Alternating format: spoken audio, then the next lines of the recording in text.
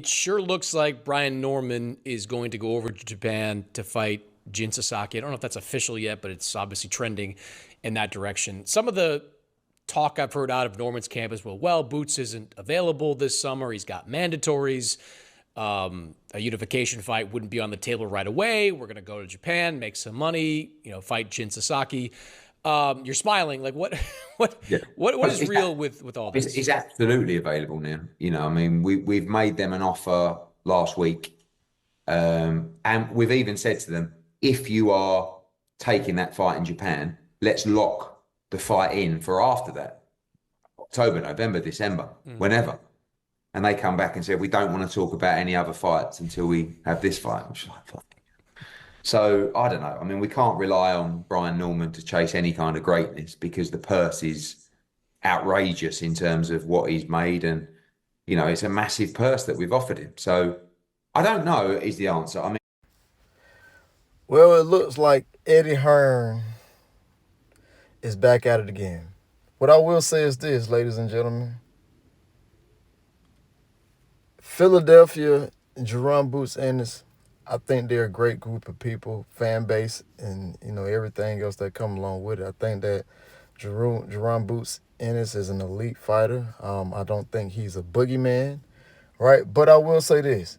Eddie Hearn is starting to make Jaron Boots Ennis in the city of Philadelphia and all his fan bases and fanboys look silly, look crazy, right?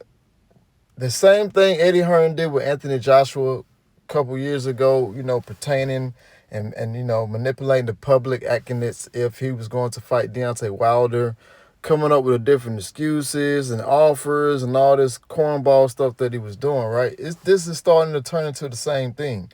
Now, I was really waiting on this to come out because I knew that Eddie and his team was going to say something because Eddie just can't help himself.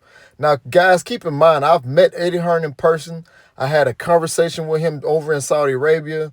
It was a good conversation then, but in the back of my head, I'm thinking to myself, he's a bold-faced fucking liar. His energy just gives that off. Don't get me wrong, I believe that he can be a great promoter, but his energy is different. You don't have to lie to kick it. You don't have to lie to kick it. Well, as you just heard, Eddie Hearn said that, they sent the offer. He goes, well, he didn't tell you. Well, I'm sorry. He did send an offer. He did send an offer to Team Norman, right, that I know about, things of that nature, right? But he switched the whole story up. He told you just in the video that you guys just saw, he told you guys that, hey, let's go ahead and lock the fight in. Lock the fight in so we can, lock it in right after your fight next. That's not what Eddie Hearn said to, Jolene and to Brian Norman and to Adrian Clark, his managers, right? That's not what he said. They send the contract, right? Not only did they send the contract, he said, you guys need to sign this now because we're not waiting to after you guys fight in Japan. It's best to lock it in now. That's the only way that this fight is going to happen. That's exactly what Eddie Hearn said. Now, why would Team Norman, Brian Norman, sign the contract now if he's going international to fight? Because one or two things can happen. Three things can happen. I'm sorry. Brian Norman can lose, right? But what's going to happen, either Brian Norman's going to beat him definitively or soundly, or he's going to knock him out. In my true judgment, I believe Brian Norman's probably going to knock Jin Sasaki out within the first 5 rounds, right? Now, Brian Norman knocks him out in the first round. We know how the Japanese community and fan base is over there. Brian Norman has become an international star, right? Now, Brian Norman is making more money than what Stanionis made to fight Boots. So why lock that in now? Because Eddie Hearn knows if Brian Norman goes over there and do what he does, the price goes up. The price of yesterday is not today's price. Everybody in America know that. How come everybody in the UK obviously don't understand that? But I would say this. A lot of people get misconstrued of what's actually going on with this whole thing. First of all, Eddie Hearn, he's a businessman. He know in the last fight where Boots fought Jaron Boots Ennis, he fucked up. He know that. I'm going to tell you how, for the ones who don't know. Jaron Boots Ennis did 10,000 in attendance in his hometown of Philadelphia for the first fight that he did with Eddie Hearn.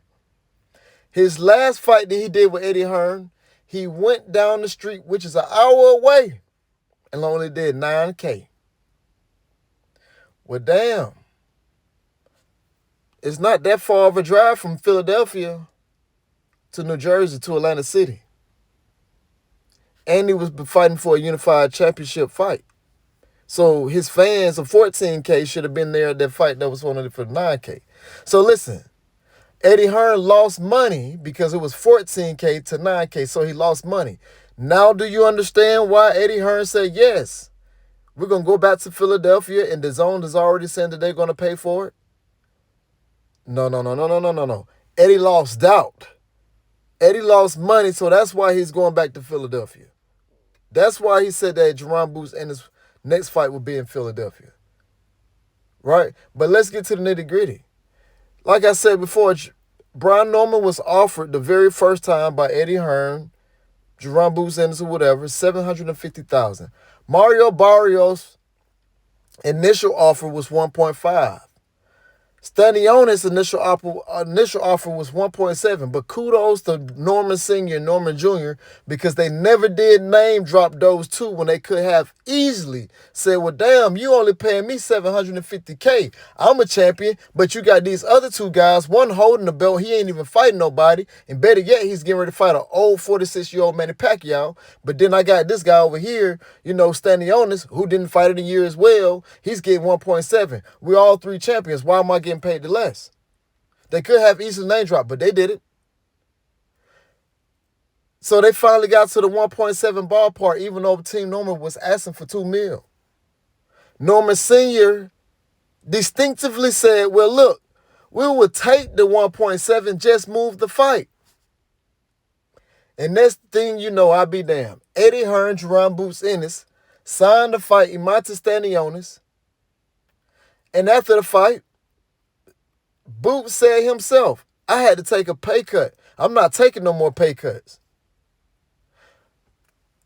Imantas Stanionis got paid over $2.2 million for that fight. Now guess what? Guess what else? Here's the kicker.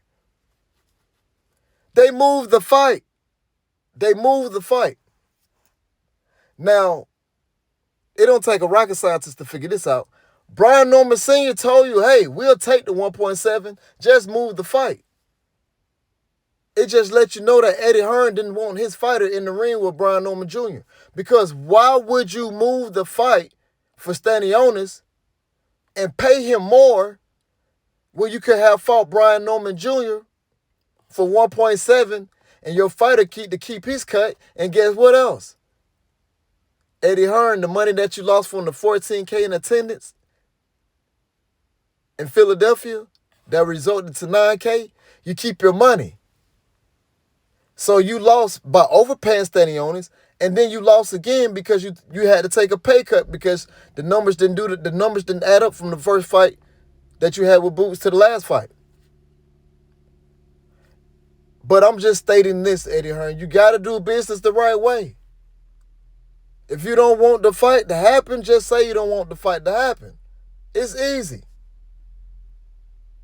But Eddie Hearn, you're making not only Jaron Boots Ennis look foolish, you're making Philadelphia as a whole because they love that kid. And I do believe that Boots is an elite talent. I just don't think that he would beat Brian Norman.